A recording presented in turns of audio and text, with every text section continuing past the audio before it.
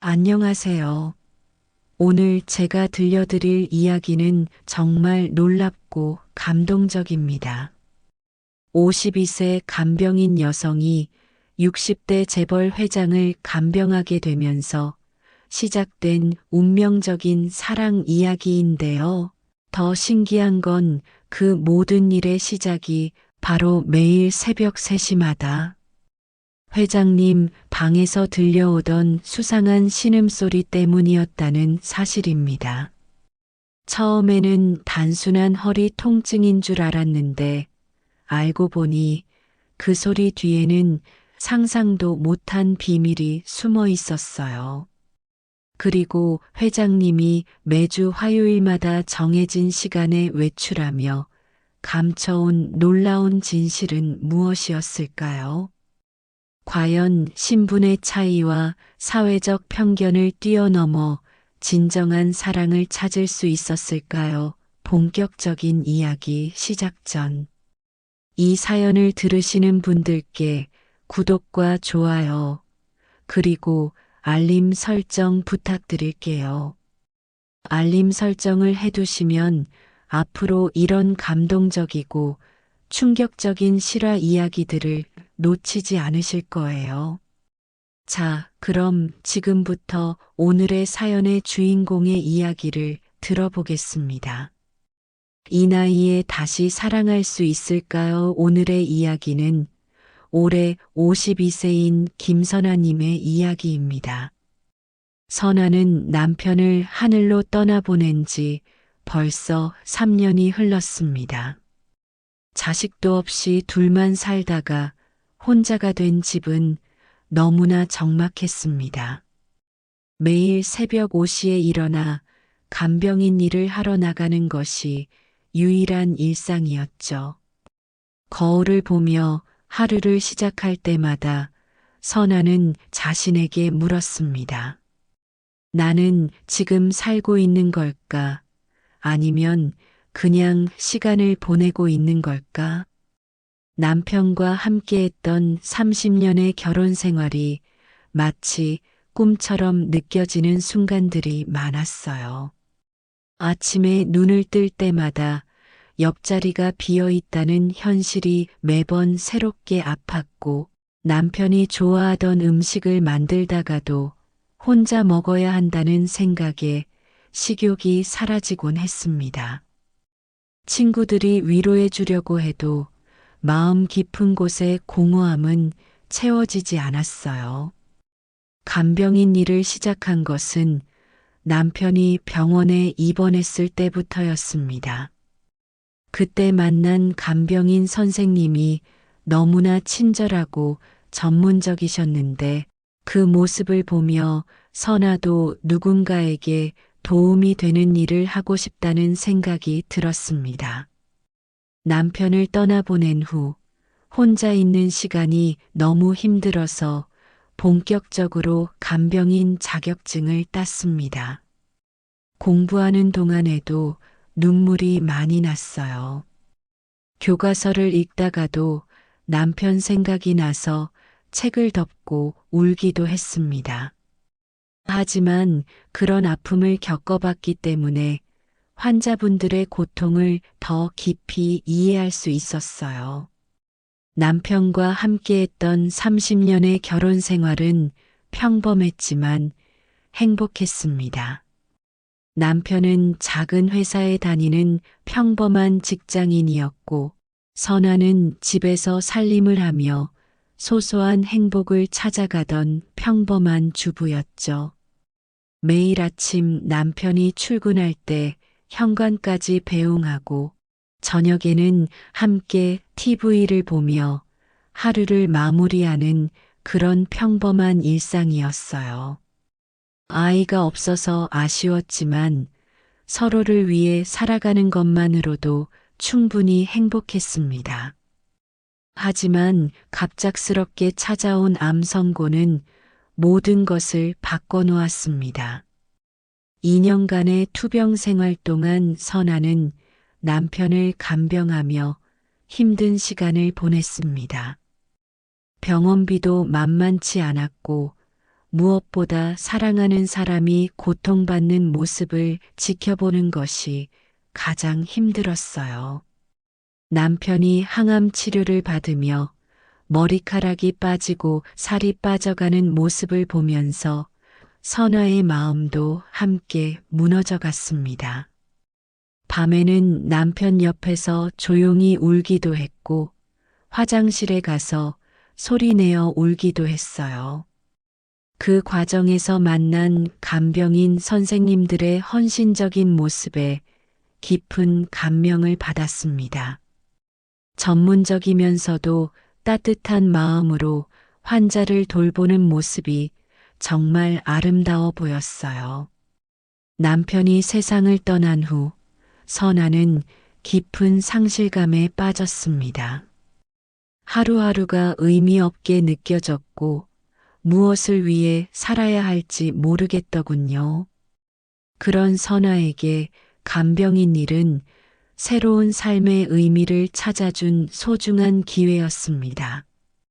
다른 사람을 돌보면서 자신의 아픔도 조금씩 치유되는 것을 느꼈어요. 3년 동안 여러 환자분들을 돌봤지만 대부분 단기간이었습니다. 수술 후 회복 기간이나 몇 주 정도의 간병이 전부였죠. 각각의 만남마다 나름의 의미가 있었지만 깊은 유대감을 형성하기에는 시간이 부족했어요. 그런 일상에 익숙해져 가던 어느 가을날 복지관에서 전화가 걸려왔습니다. 선아 씨, 장기 간병 케이스가 하나 있는데 맡아주실 수 있으세요? 허리 수술을 받으신 분인데 회복까지 최소 2달은 걸릴 것 같아요. 장기 간병이라니 조금 망설여졌습니다. 그동안의 경험상 오래 머물수록 정이 들기 마련이고 헤어질 때 더 힘들어지거든요. 하지만 경제적으로도 도움이 되고 무엇보다 혼자 있는 시간을 줄일 수 있어서 승낙했습니다. 첫 출근 날 주소를 보고 깜짝 놀랐습니다. 서울 강남구의 고급 주택가, 그것도 단독주택이었습니다. 대문 앞에 서서 한참을 망설였죠. 정말 선아가 여기서 일을 할 수 있을까, 실수하지 않을까 하는 걱정으로 가슴이 두근거렸습니다. 대문 너머로 보이는 잘 정돈된 정원과 고급스러운 외관의 집을 보니 더욱 위축되었습니다. 선아가 살던 작은 아파트와는 차원이 다른 세계였어요. 손바닥에는 땀이 나고 입은 바짝 말랐습니다. 하지만 이미 와버린 이상 포기할 수는 없었습니다. 초인종을 누르자 중년 여성이 나왔습니다. 나중에 안 일이지만 그분은 오랫동안 이 집에서 일하신 가정부 김이모님이었습니다. 간병인 선생님이시죠? 어서 오세요. 회장님이 기다리고 계세요.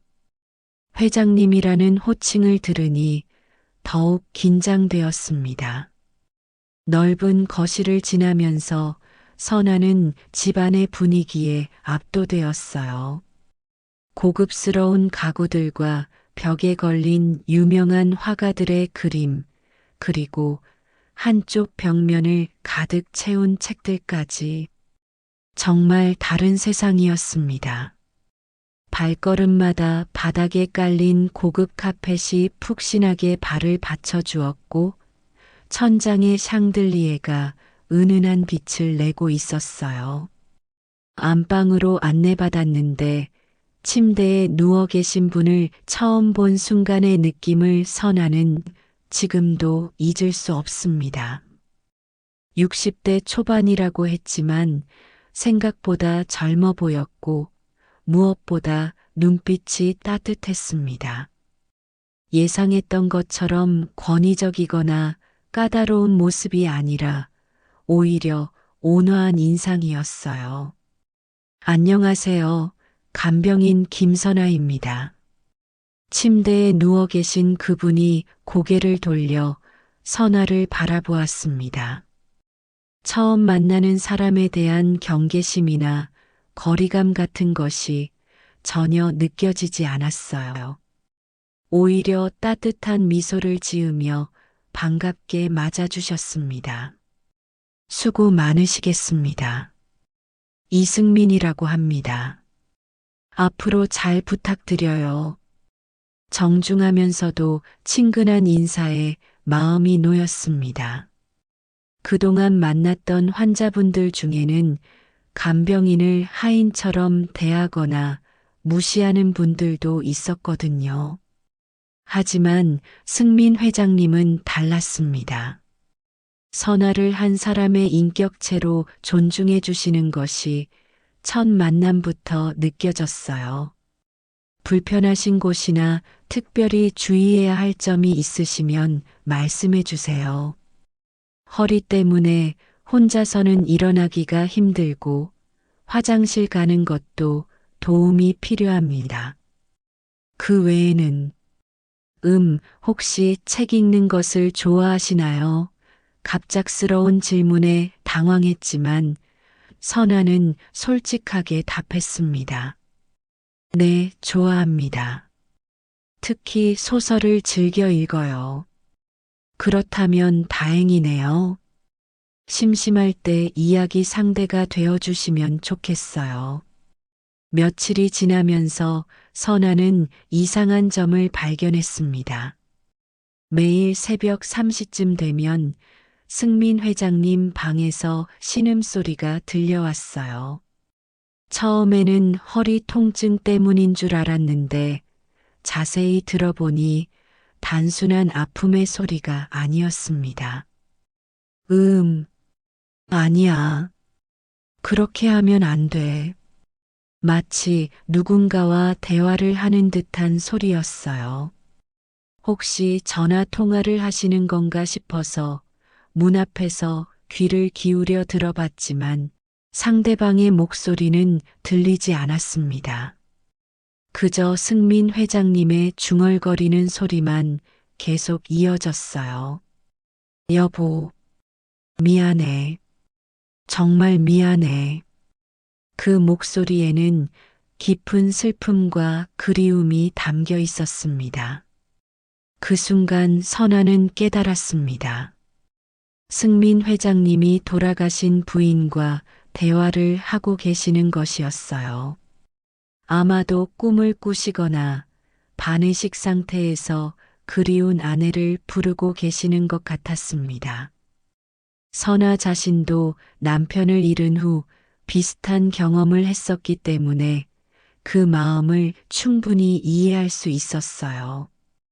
혼자 남겨진 사람의 그 절절한 외로움과 그리움을 누구보다 잘 알고 있었습니다. 이런 일이 며칠 계속되자 선아는 걱정이 되었습니다. 혹시 정신적으로 문제가 있으신 건 아닐까? 아니면 약물의 부작용일까 하지만 낮에는 너무나 정상적이셨기 때문에 더욱 신기했어요.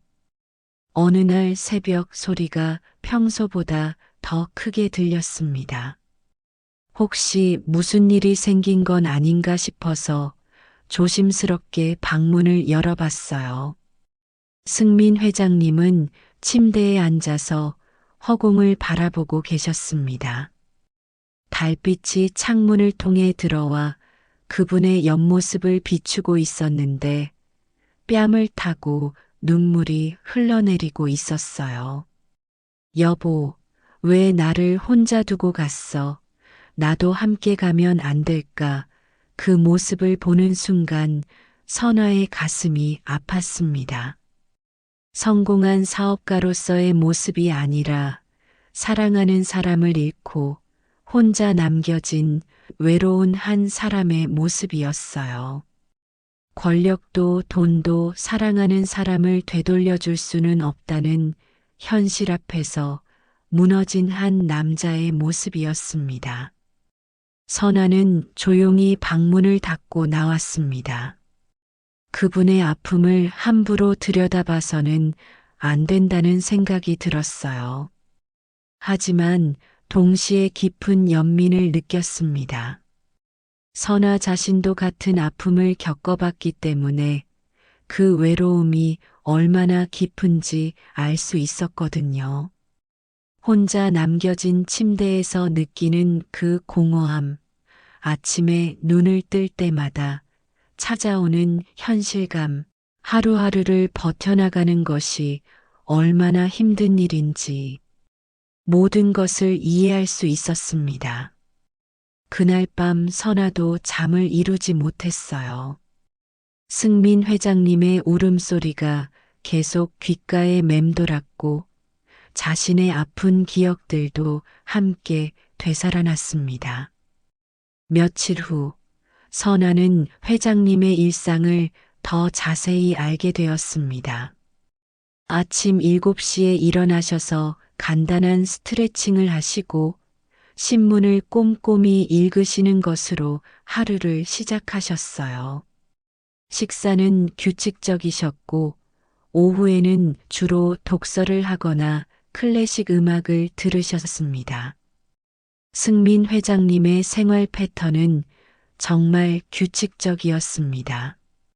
새벽 운동은 허리 때문에 할 수 없었지만 침대에서 할 수 있는 간단한 스트레칭으로 하루를 시작하셨어요. 아침 식사는 항상 7시 30분에 하셨고 식단도 매우 건강하게 구성되어 있었습니다. 현미밥에 나물 반찬, 된장국, 그리고 제철 과일까지 정말 모범적인 식단이었어요. 선아 씨는 어떤 음악을 좋아하세요? 어느 날 오후 승민 회장님이 갑자기 물어보셨습니다. 클래식은 잘 모르지만 가끔 라디오에서 나오는 것을 들으면 마음이 편해져요. 그렇다면 이 곡은 어떠세요? 회장님이 틀어주신 것은 슈베르트의 세레나데였습니다. 부드럽고 아름다운 선율이 방 안을 가득 채웠어요. 그 순간 왠지 모르게 가슴이 뭉클해졌습니다. 음악이 주는 위로의 힘을 처음으로 제대로 느꼈어요. 좋네요. 처음 들어보는 곡인데 너무 아름다워요. 음악은 마음을 치유하는 힘이 있어요. 힘든 일이 있을 때 들으면 위로가 되죠. 승민 회장님의 목소리에도 음악처럼 따뜻함이 담겨 있었습니다. 그때부터 선아와 승민 회장님은 음악을 함께 듣기 시작했습니다. 회장님이 좋아하시는 클래식 곡들을 하나씩 들려주시면서 곡에 얽힌 이야기도 들려주셨어요. 베토벤의 운명, 쇼팽의 녹턴, 모차르트의 레퀴엠. 각각의 곡마다 작곡가의 인생과 감정이 담겨 있다는 것을 선아는 처음 알게 되었습니다. 승민 회장님은 음악에 대해 해박한 지식을 가지고 계셨습니다. 단순히 좋아하는 정도가 아니라 각 작곡가의 생애와 작품 배경까지 자세히 알고 계셨어요. 바흐의 골드베르크 변주곡을 들려주시면서는 불면증에 시달리던 백작을 위해 작곡된 곡이라고 설명해 주셨고, 차이콥스키의 백조의 호수를 들을 때는 작곡가의 비극적인 사랑 이야기까지 들려주셨습니다. 일주일쯤 지났을 때 선아는 회장님의 서재에 들어갈 일이 있었습니다. 벽 한 면을 가득 채운 책들을 보고 감탄했어요. 문학, 철학, 역사, 경영서까지 다양한 분야의 책들이 정리되어 있었습니다. 서재는 정말 압권이었습니다. 천장까지 닿는 책장에는 수천 권의 책들이 체계적으로 분류되어 있었어요. 한국 문학, 외국 문학, 철학서, 역사서, 경영서, 자기계발서까지 정말 다양한 분야의 책들이 있었습니다. 그런데 서재 한쪽 구석에서 선아는 특이한 것을 발견했습니다. 작은 테이블 위에 여성의 사진이 놓여 있었고 그 앞에는 항상 신선한 꽃이 꽂혀 있었어요. 아마도 돌아가신 부인의 사진인 것 같았습니다. 사진 속의 여성은 정말 아름다웠습니다. 우아하면서도 따뜻한 미소를 짓고 있었고 승민 회장님과 함께 찍은 듯한 사진들도 여러 장 있었어요. 젊은 시절부터 나이가 들어가는 과정까지 두 사람의 행복했던 시간들이 고스란히 담겨 있었습니다. 신혼여행 사진, 결혼 기념일 사진, 그리고 평범한 일상의 순간들까지 진정한 사랑이 무엇인지 보여주는 사진들이었어요. 책을 정말 많이 읽으시는군요. 선아가 말하자 승민 회장님이 미소를 지으셨습니다. 젊을 때는 일에만 매달려 살았는데 나이가 들수록 책이 좋더군요. 특히 시집을 자주 읽어요. 시집이라니 의외였습니다. 재벌 회장이라고 하면 딱딱하고 현실적일 것이라고 생각했는데 시를 좋아하신다니요. 혹시 좋아하시는 시인이 있으세요? 윤동주 시인을 좋아합니다. 서시를 읽을 때마다 마음이 정화되는 느낌이에요. 선아 씨는 어떠세요? 저도 윤동주 시인을 좋아해요. 별해는 밤을 읽으면 고향 생각이 나곤 해요. 공통의 관심사를 발견한 순간 둘 사이의 거리가 한층 가까워진 것을 느꼈습니다. 그날 저녁 승민 회장님은 윤동주 시집을 꺼내서 함께 읽자고 하셨습니다. 조용한 방 안에서 시를 낭독하는 시간은 정말 특별했어요. 회장님의 목소리는 깊고 따뜻했고 시어 하나하나에 감정을 담아 읽으셨습니다.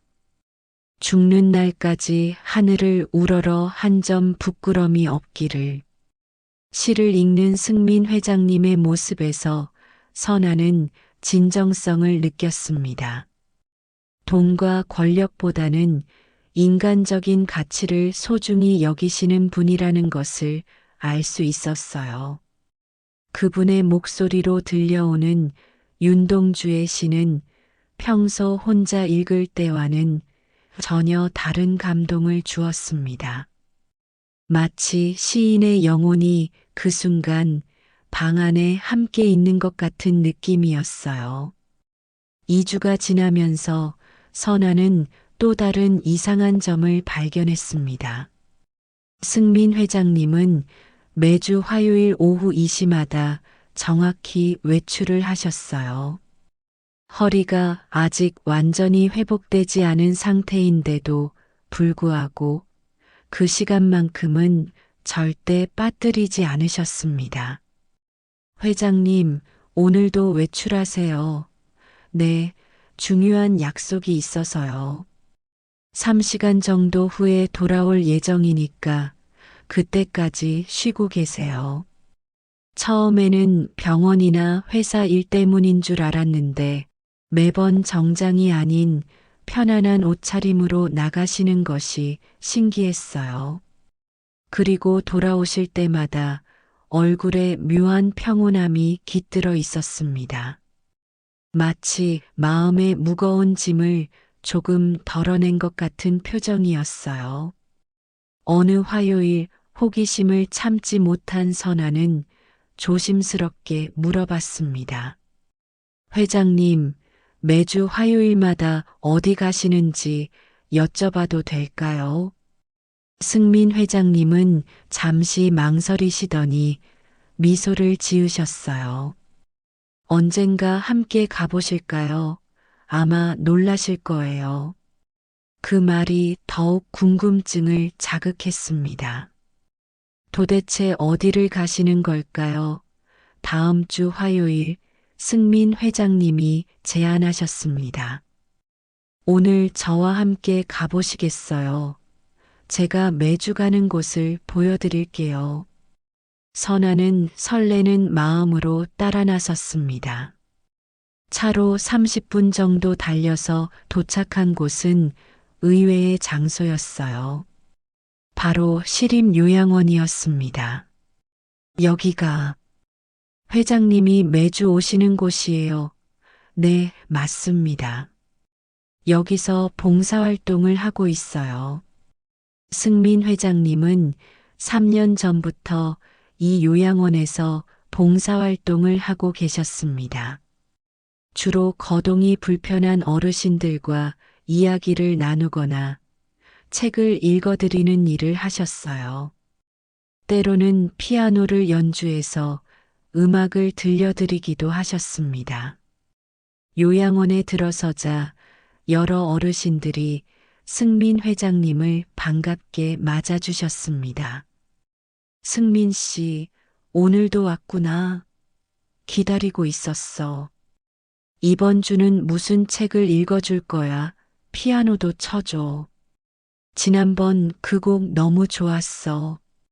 승민 회장님은 정말 자연스럽게 어르신들과 어울리셨어요. 재벌 회장이라는 신분을 전혀 내세우지 않으시고 그저 한 사람의 봉사자로서 최선을 다하시는 모습이었습니다. 이분이 제 간병인 선아 씨예요. 정말 좋은 분이시거든요. 어르신들은 선아를 따뜻하게 맞아주셨습니다. 선아도 자연스럽게 봉사활동에 참여하게 되었어요. 어르신들의 말동무가 되어드리고 간단한 간병 업무도 도와드렸습니다. 한 할머니는 선아의 손을 꼭 잡으며 말씀하셨어요. 고맙다, 젊은이야. 이렇게 와줘서 정말 고마워.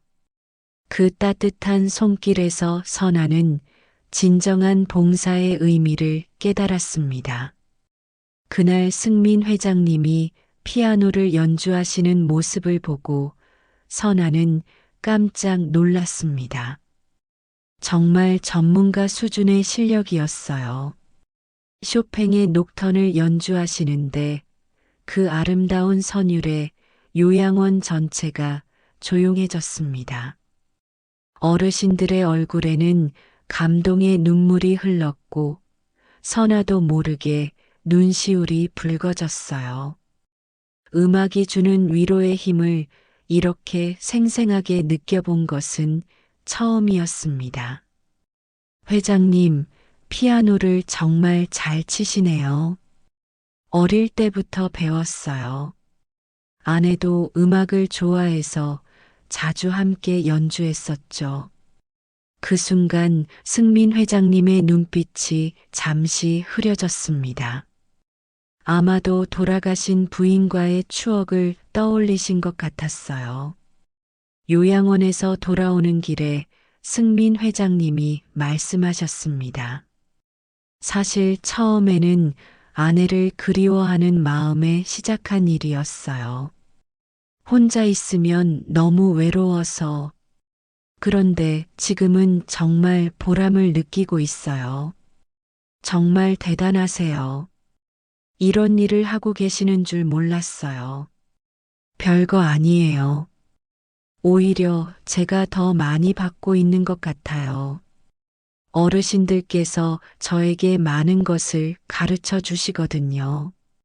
승민 회장님의 말씀에서 진정한 겸손함을 느꼈습니다. 성공한 사업가이면서도 늘 배우는 자세를 잃지 않으시는 모습이 정말 인상적이었어요. 그날 이후 선아는 승민 회장님을 보는 시각이 완전히 달라졌습니다. 단순히 성공한 사업가가 아니라 진정으로 따뜻한 마음을 가진 분이라는 것을 알게 되었어요. 2주가 더 지나면서 승민 회장님의 거동이 조금씩 나아졌습니다. 침대에서 일어나는 것도 혼자 할 수 있게 되었고, 지팡이를 짚고 집안을 천천히 걸을 수 있게 되었어요. 의사 선생님도 회복 속도가 빠르다며 놀라워하셨습니다. 선아 씨 덕분인 것 같아요. 마음이 편하니까 몸도 빨리 낫는 것 같습니다. 승민 회장님의 말씀에 선아는 뿌듯함을 느꼈습니다. 단순히 간병 업무를 하는 것을 넘어서 진정으로 도움이 되고 있다는 생각이 들었어요. 회장님의 회복 과정을 지켜보는 것은 정말 보람찬 일이었습니다.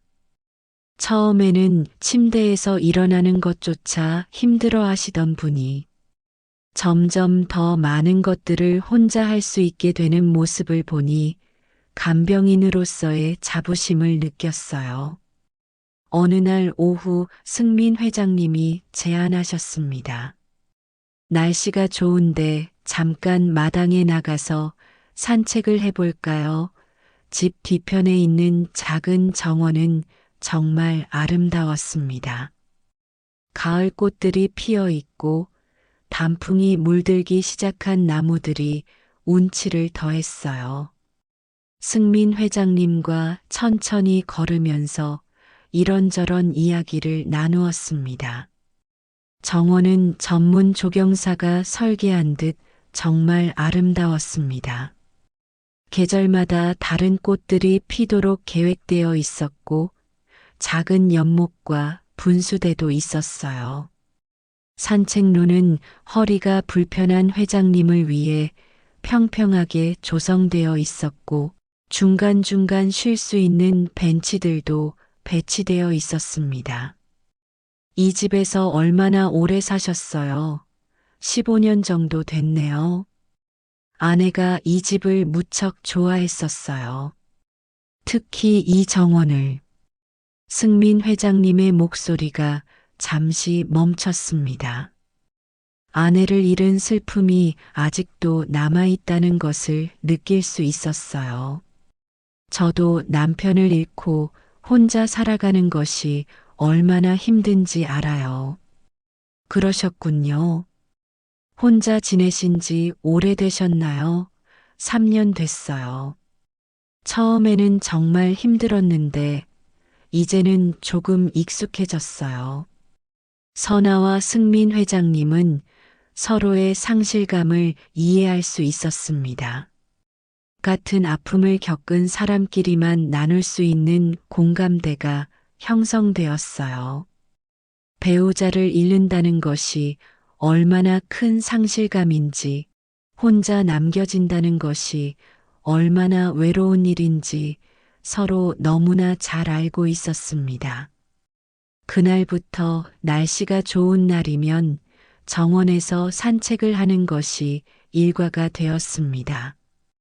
때로는 벤치에 앉아서 책을 읽기도 하고 차를 마시며 이야기를 나누기도 했어요.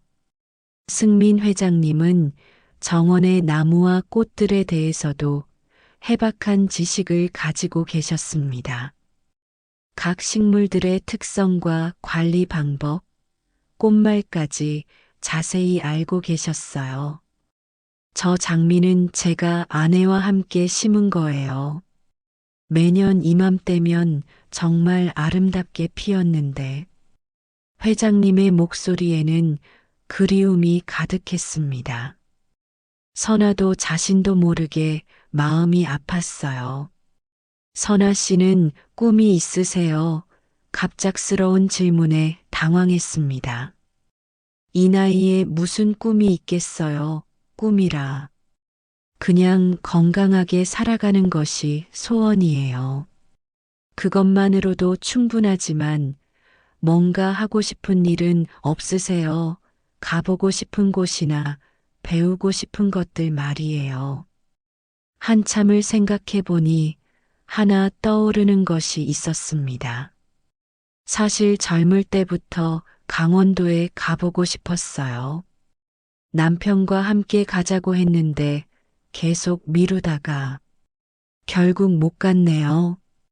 그 말을 할 때 선아의 목소리에는 아쉬움이 담겨 있었습니다. 강원도 좋죠. 저도 가끔 가는데 정말 아름다운 곳이에요. 특히 가을 단풍이 정말 장관이죠. 언젠가 기회가 되면 꼭 가보세요. 승민 회장님의 격려에 마음이 따뜻해졌습니다. 누군가 선아의 이야기를 진지하게 들어주고 응원해준다는 것이 이렇게 큰 힘이 되는 줄 몰랐어요. 3주째 되던 날 승민 회장님이 갑자기 화장실에서 넘어지셨습니다. 허리가 아직 완전히 회복되지 않은 상태에서 무리를 하시다가 균형을 잃고 넘어지신 것이었어요. 다행히 큰 부상은 없었지만 허리에 무리가 갔을 수도 있어서 정말 걱정되었습니다. 회장님, 괜찮으세요? 병원에 가셔야겠어요. 괜찮습니다. 그냥 조금 삐끗한 것 같아요. 하지만 통증이 계속되자 결국 응급실로 모셔야 했습니다. 다행히 큰 문제는 없었고 단순 타박상이라는 진단을 받았어요. 하지만 허리 수술 후라 더욱 조심해야 한다고 했습니다. 선아는 자신의 부주의 때문에 이런 일이 생긴 것 같아서 정말 죄송하고 걱정되었어요. 집으로 돌아와서 선아는 밤새 간병을 했습니다. 통증 때문에 잠을 이루지 못하시는 회장님을 위해 계속 찜질을 해드리고 진통제 복용 시간도 체크했어요. 새벽 3시쯤 승민 회장님이 잠깐 깨어나셨습니다. 고생 많이 하시네요. 미안합니다. 괜찮아요. 이런 일이 제일이에요. 그때 승민 회장님이 선아의 손을 잡으셨습니다. 따뜻한 온기가 전해져 왔고 그 순간 이상하게 마음이 두근거렸어요. 정말 고맙습니다. 당신 같은 분을 만나게 되어서 그 순간 선아는 뭔가 다른 감정이 스며드는 것을 느꼈습니다. 단순한 간병인과 환자의 관계를 넘어서는 무언가가 싹트고 있다는 것을 직감했어요. 하지만 동시에 이런 감정을 가져서는 안 된다는 생각도 들었습니다. 그런데 바로 그 순간 선아는 승민 회장님의 눈빛에서 자신과 같은 감정을 읽을 수 있었습니다. 마음이 두근거리는 것을 억누르려 했지만 쉽지 않았어요. 승민 회장님도 마찬가지인 것 같았습니다. 둘 사이에 흐르는 미묘한 전류 같은 것을 느낄 수 있었어요. 하지만 이런 감정을 표현하기에는 아직 너무 이른 것 같았습니다. 선아는 조심스럽게 손을 빼고 일어났습니다. 이제 주무세요. 내일 또 힘든 하루가 될 테니까요. 선아 씨, 네, 아니에요. 정말 고맙습니다. 그날 밤 선아는 복잡한 감정으로 잠을 이루지 못했습니다. 승민 회장님에 대한 감정이 단순한 호감을 넘어서고 있다는 것을 부인할 수 없었어요. 하지만 현실적으로 생각해 보면 불가능한 일이었습니다. 신분의 차이, 나이의 차이, 그리고 무엇보다 사회적 편견. 모든 것이 둘 사이를 가로막고 있는 것 같았어요. 승민 회장님이 완전히 회복되신 후 둘 사이에는 미묘한 변화가 생겼습니다. 예전보다 더 많은 대화를 나누게 되었고 서로의 과거 이야기도 자연스럽게 나누게 되었어요. 사업을 시작한 것은 30대 초반이었어요.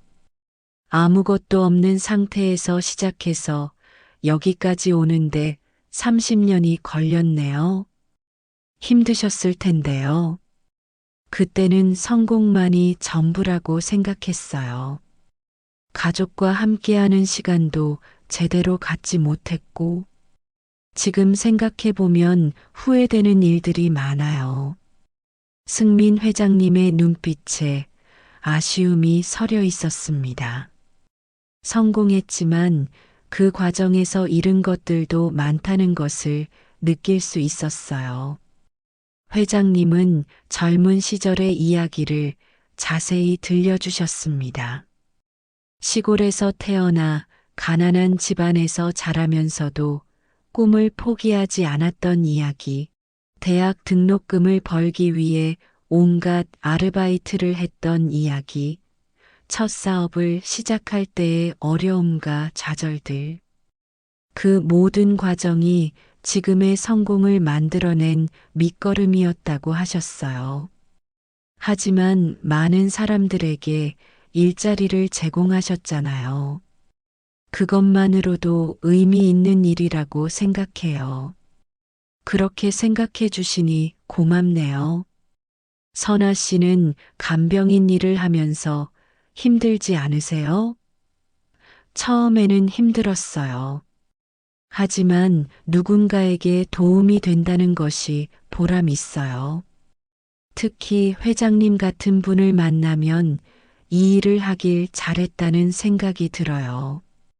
선아와 승민 회장님의 대화는 점점 더 깊어졌습니다. 인생에 대한 철학, 가치관, 그리고 각자의 외로움에 대해서도 솔직하게 이야기했어요. 승민 회장님은 성공한 사업가였지만 동시에 깊은 외로움을 느끼고 있었고 선아 역시 혼자 살아가는 것의 어려움을 토로했습니다. 둘은 서로의 아픔을 이해할 수 있었습니다. 배우자를 잃은 슬픔, 혼자 남겨진 외로움, 그리고 나이가 들어가면서 느끼는 허무함까지. 같은 경험을 한 사람끼리만 나눌 수 있는 깊은 공감대가 형성되었어요. 이런 깊은 대화를 나누면서 선아는 자신도 모르게 승민 회장님에게 특별한 감정을 느끼기 시작했습니다. 단순한 호감을 넘어서는 무언가였어요. 그리고 승민 회장님의 눈빛에서도 비슷한 감정을 읽을 수 있었습니다. 하지만 둘 다 이런 감정을 직접적으로 표현하지는 않았어요. 너무나 현실적인 장벽들이 많았기 때문입니다. 한 달이 지날 무렵 승민 회장님의 거동이 거의 정상으로 돌아왔습니다. 의사 선생님도 이제 일상생활에는 문제 없다고 하셨어요. 간병인이 더 이상 필요하지 않다는 뜻이었습니다. 이제 정말 괜찮으신 것 같아요. 제 역할은 여기서 끝나는 것 같네요. 그 말을 하는 순간 선아의 가슴이 아팠습니다. 헤어져야 한다는 현실이 받아들여지지 않았어요. 한 달이라는 시간이 이렇게 빨리 지나갈 줄 몰랐고 무엇보다 승민 회장님과 헤어지고 싶지 않았습니다. 이런 감정을 느끼는 자신이 이상하다고 생각하면서도 어쩔 수 없었어요. 선아 씨, 혹시... 아니, 죄송합니다. 무슨 말씀이세요? 사실은 당신이 없으면 이 집이 너무 적막할 것 같아요.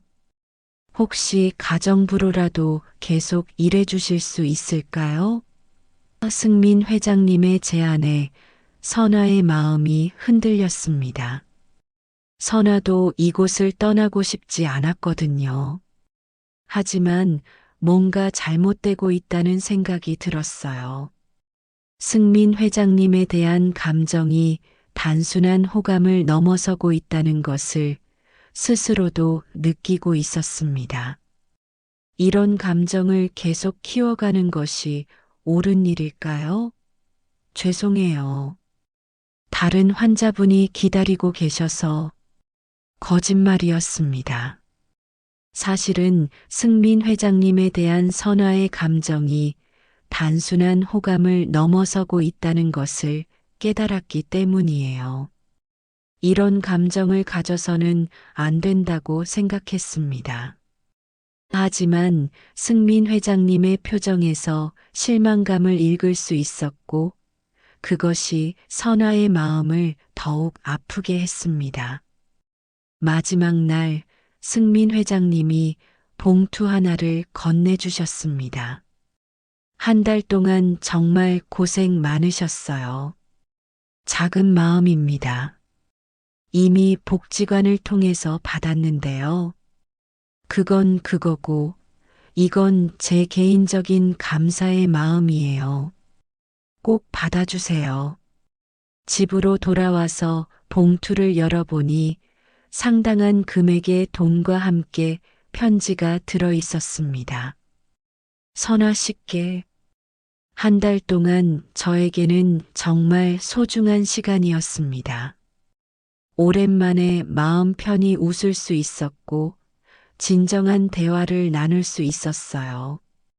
당신이 없는 이 집은 다시 예전처럼 적막할 것 같습니다. 언제든지 연락 주세요. 항상 감사한 마음으로 기억하겠습니다. 이승민 올림. 편지를 읽으며 선아는 눈물이 났습니다. 선아만 이상한 감정을 가진 것이 아니라는 것을 알 수 있었어요. 하지만 동시에 더욱 혼란스러웠습니다. 며칠이 지났지만 승민 회장님 생각이 계속 났습니다. 다른 환자분을 돌보면서도 자꾸 그분이 떠올랐어요.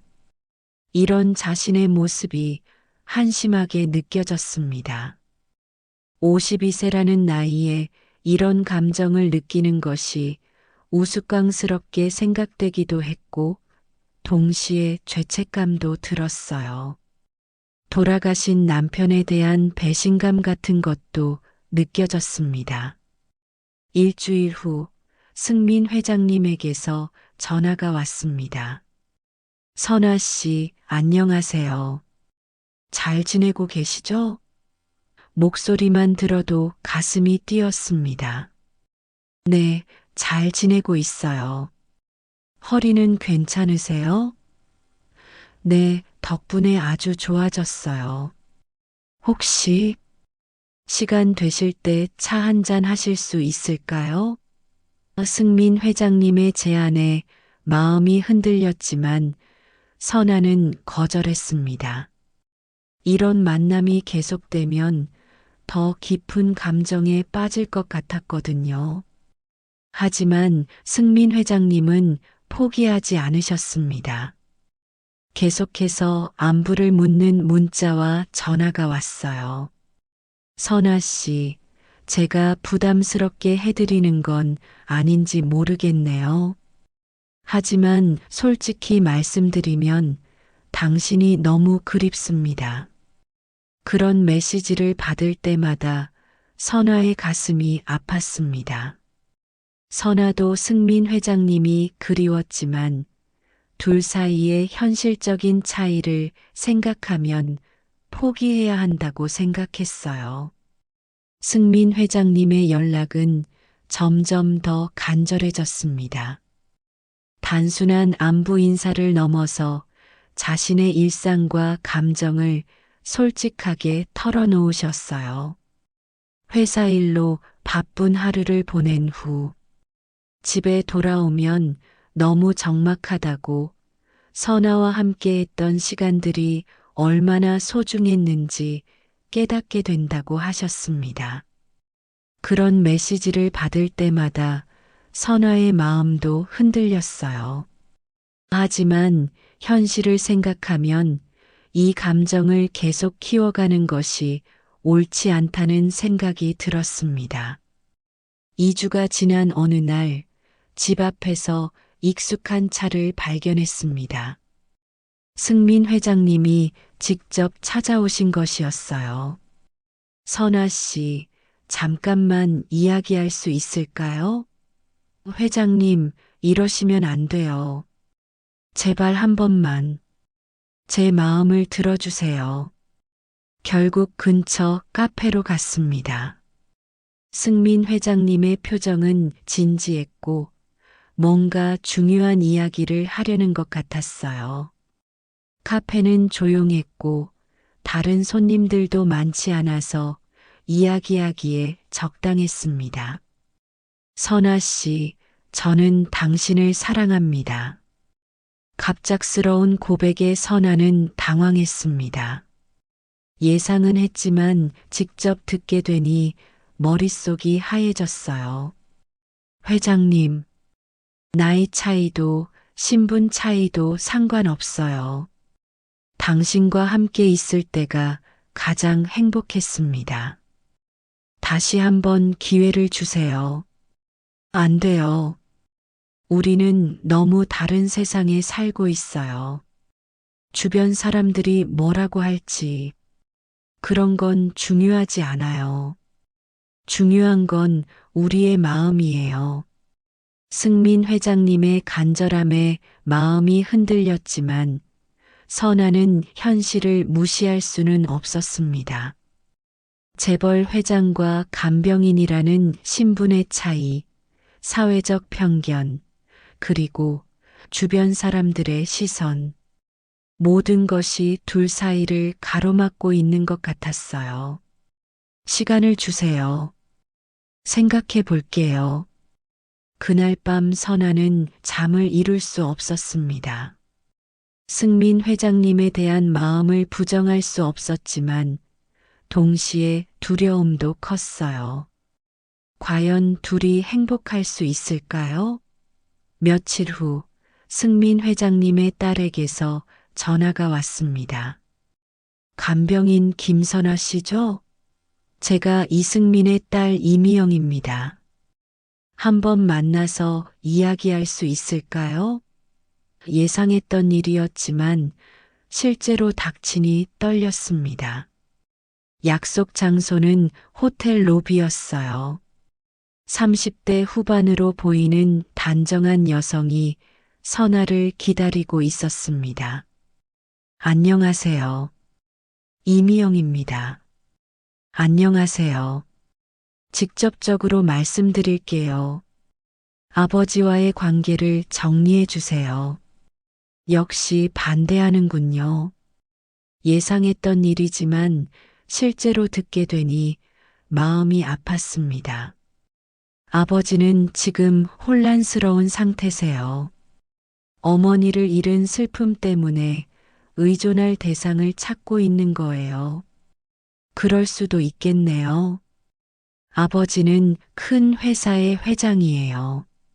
만약 이런 일이 알려지면 회사에도 좋지 않을 거고, 무엇보다 아버지 체면에도 안 좋겠죠. 체면, 신분, 사회적 시선, 모든 것이 선아와 승민 회장님을 가로막고 있었습니다. 미영은 차분하면서도 단호한 어조로 현실적인 문제들을 하나하나 짚어주었어요. 알겠습니다. 회장님께 연락드리지 않겠어요. 고맙습니다. 대신 이걸 받아주세요. 딸이 내민 봉투를 선아는 거절했습니다. 돈으로 해결할 수 있는 문제가 아니었어요. 집으로 돌아와서 선아는 승민 회장님께 문자를 보냈습니다. 회장님, 우리는 여기서 끝내는 게 좋을 것 같아요. 서로 다른 세상에 살고 있다는 것을 인정해야 할 때인 것 같습니다. 그동안 감사했습니다. 문자를 보낸 후 며칠 동안 승민 회장님에게서 연락이 없었습니다.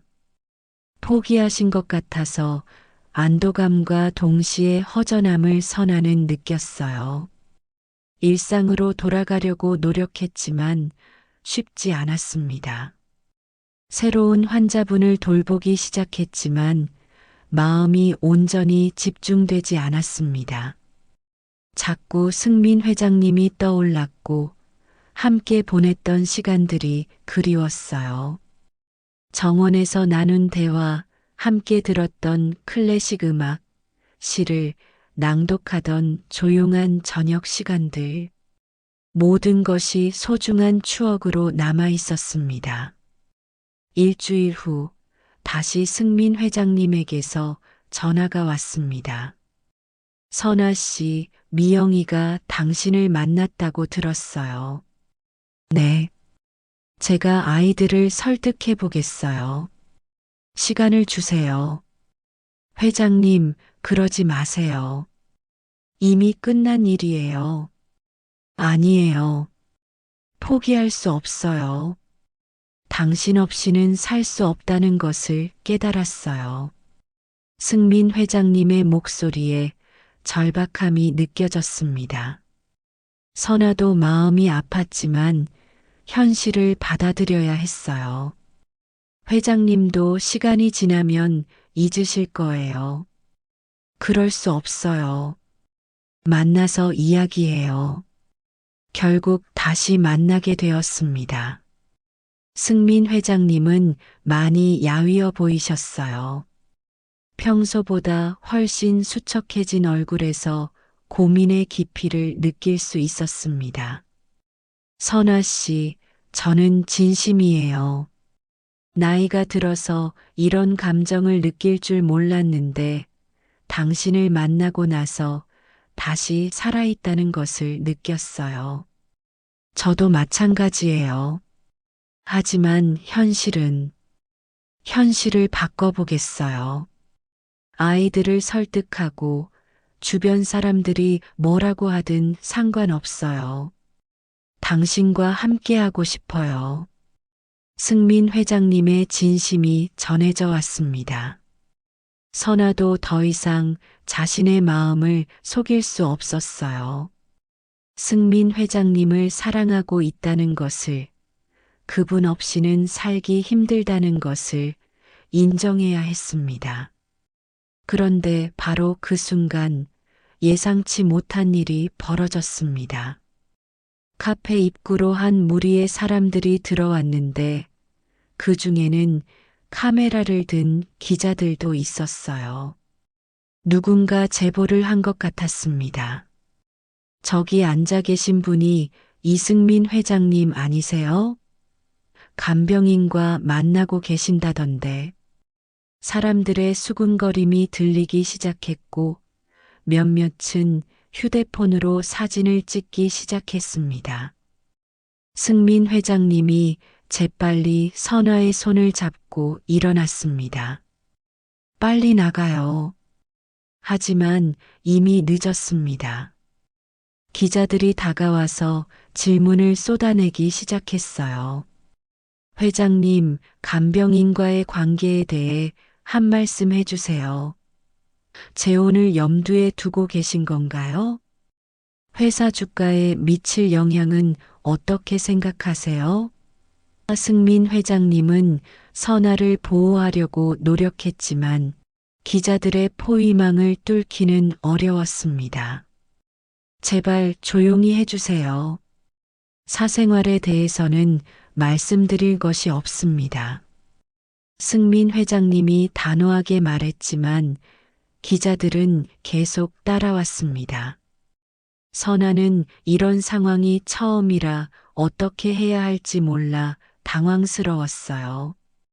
플래시가 터지고 카메라가 돌아가는 상황에서 마치 범죄자가 된 것 같은 기분이었습니다. 다행히 승민 회장님의 운전기사가 차를 가져와서 간신히 그 자리를 벗어날 수 있었습니다. 차 안에서 선아는 떨리는 목소리로 말했습니다. 이제 정말 끝났어요. 이런 일이 벌어질 줄 알았어야 했는데. 괜찮아요. 제가 다 해결할게요. 하지만 승민 회장님의 목소리에도 걱정이 묻어 있었습니다. 이런 일이 언론에 보도되면 회사는 물론이고 가족들에게도 큰 충격이 될 것이 분명했어요. 다음 날 아침 예상대로 여러 언론에서 이 소식을 보도했습니다. 대기업 회장, 간병인과 미래, 황혼, 로맨스인가, 추문인가 등의 자극적인 제목들이 포털 사이트 메인을 장식했습니다.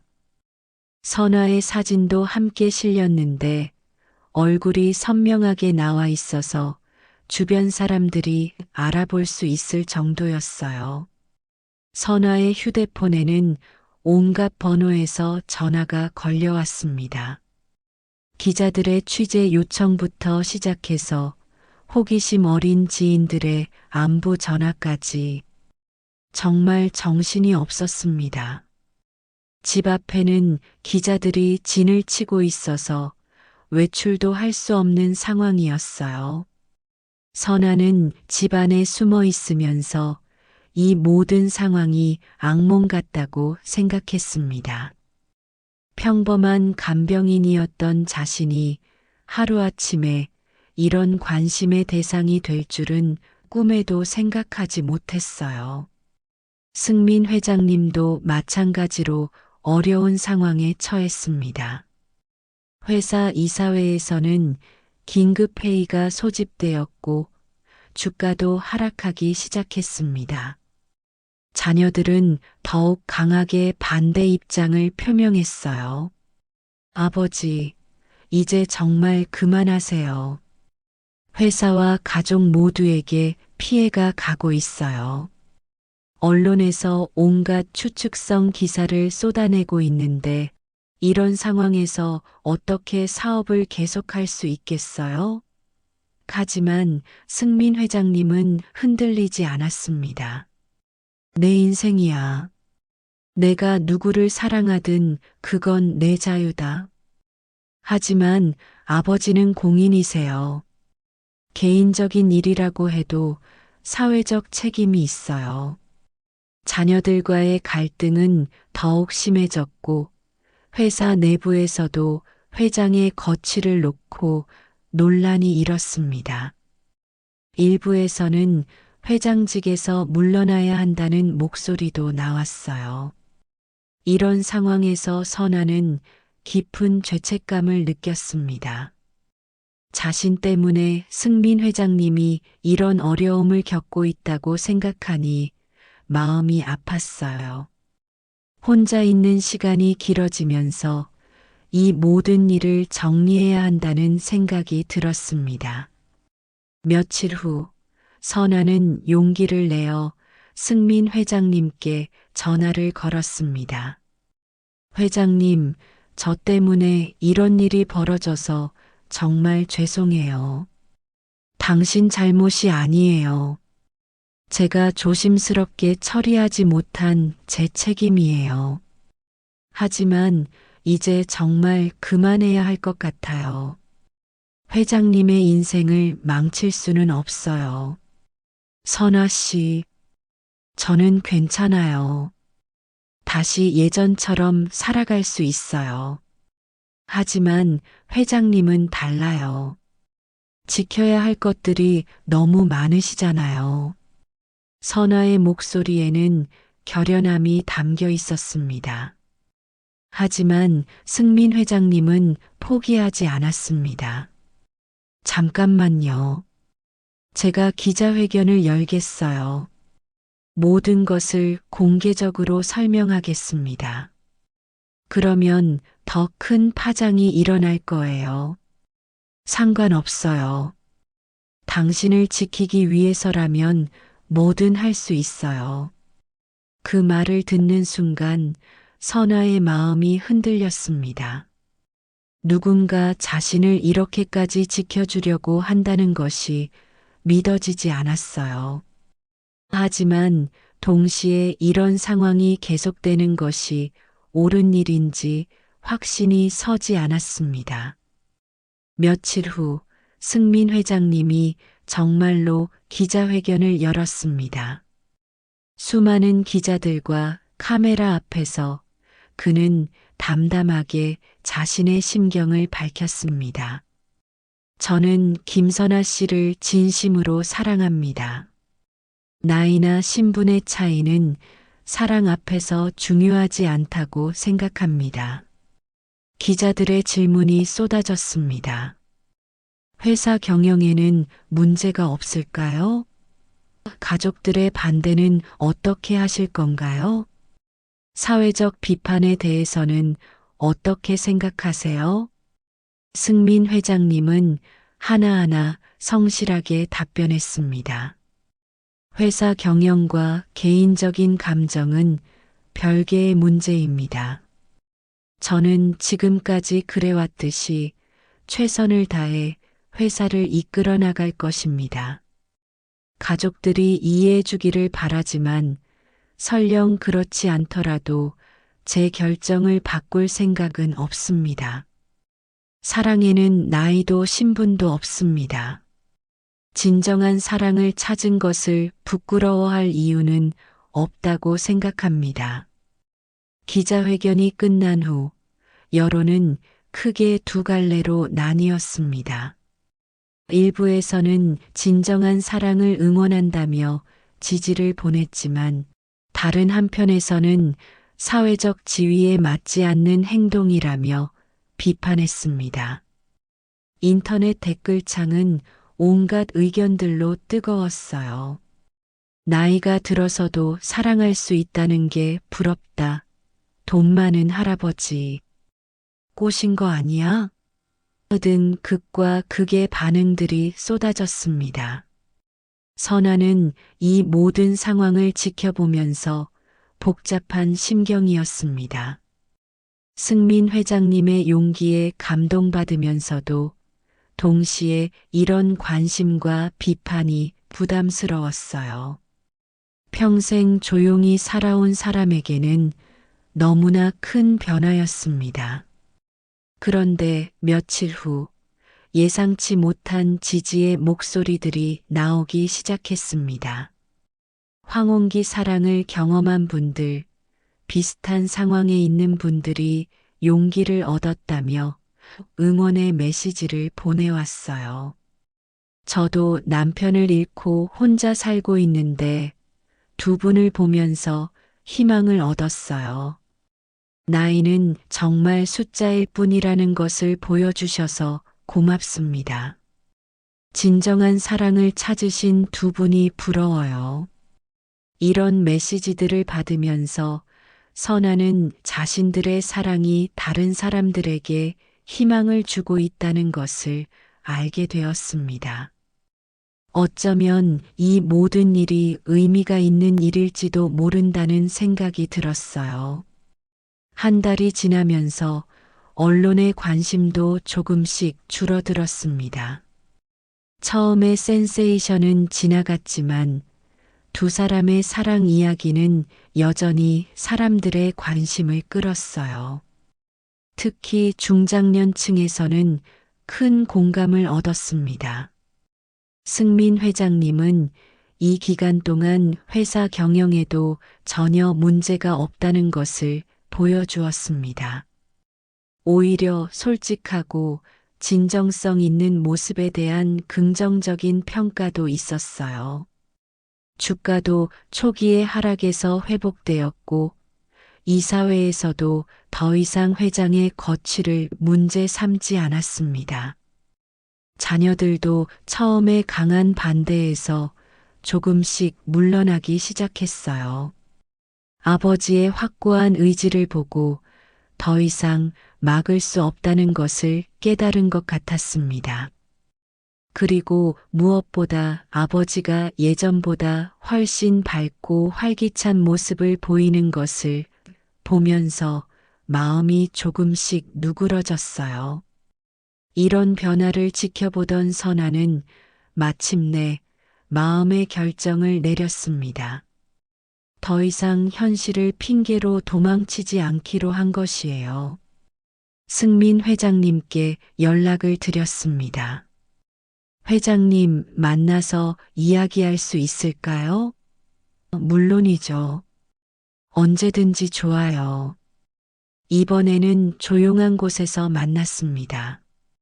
승민 회장님은 선아를 보는 순간 안도의 표정을 지었어요. 그동안 정말 힘드셨죠? 괜찮았어요. 오히려 회장님이 더 힘드셨을 텐데. 전혀요. 당신을 위해서라면 이 정도는 아무것도 아니에요. 회장님, 네, 말씀하세요. 저도 회장님을 사랑해요. 선아의 고백에 승민 회장님의 얼굴이 환해졌습니다. 마치 오랫동안 기다려왔던 말을 드디어 들은 것 같은 표정이었어요. 정말인가요? 네, 정말이에요. 그동안 현실을 핑계로 제 마음을 속여왔는데, 이제는 솔직해지고 싶어요. 선아 씨, 하지만 조건이 있어요. 무엇이든 들어드릴게요. 저는 그냥 평범한 사람이에요. 화려한 생활이나 사교계 같은 것은 원하지 않아요. 그저 회장님과 조용히 행복하게 살고 싶어요. 그것만으로도 충분해요. 저도 마찬가지예요. 당신과 함께하는 평범한 일상이 가장 소중해요. 두 사람은 서로의 손을 잡고 앞으로의 계획을 이야기했습니다. 결혼은 조용히 치르기로 했고 신혼생활도 화려하지 않게 꾸려나가기로 했어요. 중요한 것은 서로를 사랑하고 이해하는 마음이었습니다. 나이나 신분의 차이 같은 것들은 진정한 사랑 앞에서는 정말 의미가 없다는 것을 두 사람 모두 깨달았어요. 6개월 후 선아와 승민 회장님은 조용한 결혼식을 올렸습니다. 가족들과 가까운 지인들만 초대한 소규모 결혼식이었어요. 처음에는 반대했던 자녀들도 아버지의 행복한 모습을 보고 마음을 열었습니다. 어머니가 아버지를 행복하게 해주셔서 고맙습니다. 딸의 인사에 선아의 마음이 뭉클했습니다. 이제 정말 가족이 된 것 같았어요. 신혼여행은 강원도로 갔습니다. 젊을 때부터 가고 싶었던 곳을 새 남편과 함께 가게 되다니 인생의 묘미를 느꼈어요. 설악산의 단풍은 정말 장관이었고 동해의 푸른 바다도 아름다웠습니다. 정말 아름다운 곳이네요. 당신과 함께여서 더 아름다워 보여요. 바닷가에서 바라본 일출은 정말 장관이었습니다. 붉게 물든 하늘을 보며 앞으로의 인생에 대한 기대감으로 가슴이 벅찼어요. 결혼 후 1년이 지나면서 선아와 승민 회장님은 새로운 꿈을 품게 되었습니다. 둘 다 인생의 후반기에 찾은 사랑의 소중함을 깨달았고 같은 상황에 있는 다른 분들에게도 도움이 되고 싶다는 생각을 하게 되었어요. 여보, 우리처럼 황혼기에 새로운 사랑을 찾고 싶어 하시는 분들이 많을 것 같아요. 맞아요. 그런 분들을 위해 뭔가 도움이 될 수 있는 일을 해보면 어떨까요? 승민 회장님은 은퇴 후 사회봉사에 더욱 관심을 갖게 되셨고, 선아도 간병인으로서의 경험을 살려서 사람들에게 도움이 되고 싶다는 마음이 컸어요. 두 사람은 함께 고민한 끝에 황혼 행복 상담소를 열기로 결정했습니다. 강남구의 조용한 주택가에 작지만 아늑한 상담소를 마련했습니다. 1층은 상담실과 작은 카페 공간으로 2층은 각종 프로그램을 진행할 수 있는 다목적실로 꾸몄어요. 상담소를 연 지 한 달쯤 되었을 때 첫 번째 상담자가 찾아왔습니다. 60대 중반의 여성분이었는데 남편을 잃고 5년째 혼자 살고 계셨어요. 저도 새로운 사랑을 찾고 싶은데 이 나이에 그런 생각을 하는 게 이상한 걸까요? 전혀 이상하지 않아요. 사랑에는 나이가 없어요. 선아가 자신의 경험담을 들려주자 그분의 얼굴에 희망의 빛이 돌았습니다. 두 번째 상담자는 70대 남성분이었습니다. 자녀들이 재혼을 반대해서 고민이라고 하셨어요. 아이들이 체면을 생각하라고 하는데 정말 그게 중요한 걸까요? 승민 회장님이 자신의 경험을 들려주며 조언해 드렸습니다. 가족들을 설득하는 것은 시간이 걸리는 일이에요. 하지만 진심을 보여드리면 결국 이해해 주실 거예요. 중요한 건 당신의 행복이에요. 상담소에서는 개별 상담뿐만 아니라 다양한 프로그램도 운영했습니다. 매주 수요일에는 황혼 재혼 준비 교실을 열어서 재혼에 대한 실용적인 정보를 제공했어요. 금요일에는 소통과 힐링 모임을 열었습니다. 비슷한 상황에 있는 분들이 모여서 서로의 이야기를 나누고 위로받는 시간이었어요. 토요일에는 문화체험 프로그램을 운영했습니다. 상담소를 운영하면서 정말 다양한 분들을 만났습니다.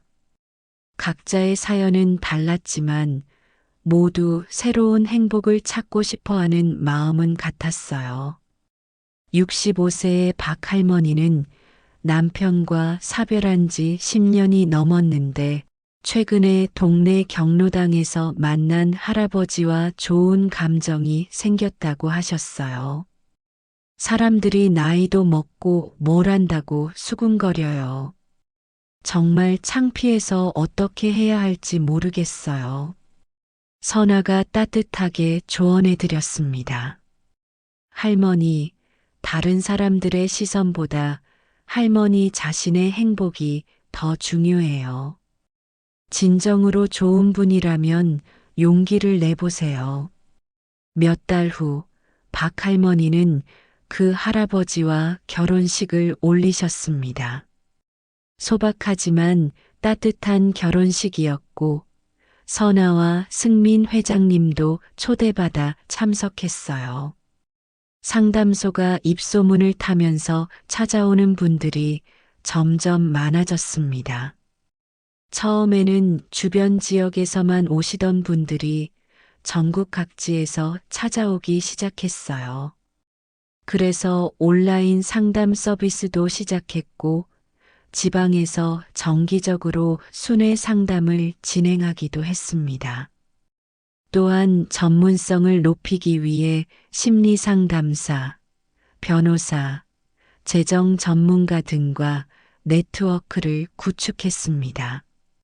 승민 회장님은 자신의 사업 경험을 살려서 상담소 운영에 체계를 잡아주셨고 선아는 간병인으로서의 경험과 따뜻한 마음으로 상담자들과 소통했습니다. 상담소의 활동이 알려지면서 여러 언론에서 취재 요청이 들어왔습니다. 처음에는 부담스러웠지만 더 많은 분들에게 도움이 될 수 있다는 생각에 인터뷰에 응했어요. 황혼기 사랑에 대해 어떻게 생각하세요? 나이는 정말 숫자에 불과해요. 중요한 건 진정성과 서로에 대한 배려입니다. 젊은 사랑과 다를 바 없이 아름다운 감정이에요. 선아의 인터뷰가 방송된 후 상담소에는 더 많은 문의가 들어왔습니다. 3년째 되던 해 선아와 승민 회장님은 그동안의 경험을 정리해서 책을 출간했습니다. 나이는 숫자일 뿐 황혼기의 새로운 사랑이라는 제목의 책이었어요. 책에는 두 사람의 사랑 이야기뿐만 아니라 상담소에서 만난 여러 사례들과 황혼기 재혼에 대한 실용적인 조언들이 담겨 있었습니다. 출간 후 베스트셀러가 되면서 전국 각지에서 강연 요청이 쇄도했어요. 사랑에는 정말 나이가 없어요. 중요한 건 서로를 이해하고 존중하는 마음입니다. 선아의 강연을 들은 많은 분들이 용기를 얻었다고 했습니다. 바쁜 상담소 운영과 각종 활동으로 정신없는 나날을 보내면서도 선아와 승민 회장님의 사랑은 더욱 깊어졌습니다. 함께 일하면서 서로의 새로운 면을 발견하게 되었고, 같은 목표를 향해 나아가면서 더욱 끈끈한 유대감을 느꼈어요. 여보, 당신과 함께 이런 일을 할 수 있어서 정말 행복해요. 저도요. 우리가 겪은 아픔이 다른 분들에게는 희망이 되는 것 같아서 보람 있어요. 두 사람은 매일 저녁 정원에서 산책을 하며 하루를 정리했습니다. 상담소에서 만난 분들 이야기를 나누고 앞으로의 계획을 세우기도 했어요. 상담소를 연지 5년이 지난 지금 황혼 행복 상담소는 전국에 10개의 지점을 둔 네트워크로 성장했습니다. 수백 명의 분들이 상담을 받았고 그중 상당수가 새로운 행복을 찾으셨어요. 선아와 승민 회장님은 나이는 들었지만 두 분의 얼굴에는 여전히 행복한 미소가 가득해요. 매일 아침 함께 일어나서 간단한 운동을 하고 상담소에서 하루를 보낸 후 집에 돌아와 저녁을 함께 합니다. 정말 꿈만 같아요. 이 나이에 이렇게 보람 있는 일을 하면서 사랑하는 사람과 함께 할 수 있다니. 우리의 만남이 정말 운명이었나 봐요. 서로에게 새로운 인생을 선물해 준 것 같아요. 두 사람은 여전히 매주 화요일마다 요양원 봉사활동을 계속하고 있습니다. 이제는 상담소 회원들도 함께 참여해서 더욱 의미 있는 시간을 보내고 있어요. 요양원 어르신들도 선아와 승민 회장님의 사랑 이야기를 들으며 큰 감동을 받으셨다고 합니다. 우리도 저런 사랑을 해보고 싶다며 새로운 용기를 내시는 분들도 많아졌어요. 오늘 이 이야기는 실화를 바탕으로 하여 각색되었으며 등장인물의 배경은 모두 가상입니다. 하지만 이 이야기가 전하고자 하는 메시지는 분명합니다. 나이는 정말 숫자에 불과하고 진정한 사랑과 행복은 언제든지 찾을 수 있다는 것이에요. 52세 간병인 선아와 60대 재벌 회장 승민의 사랑 이야기는 많은 분들에게 희망과 용기를 주었습니다. 두 사람이 운영하는 황혼 행복 상담소는 지금도 전국 각지에서 새로운 행복을 찾고 있는 분들에게 따뜻한 손길을 내밀고 있어요. 여러분도 나이에 상관없이 새로운 사랑과 행복을 찾으실 수 있기를 진심으로 응원합니다. 혼자라고 해서 외로워하지 마세요.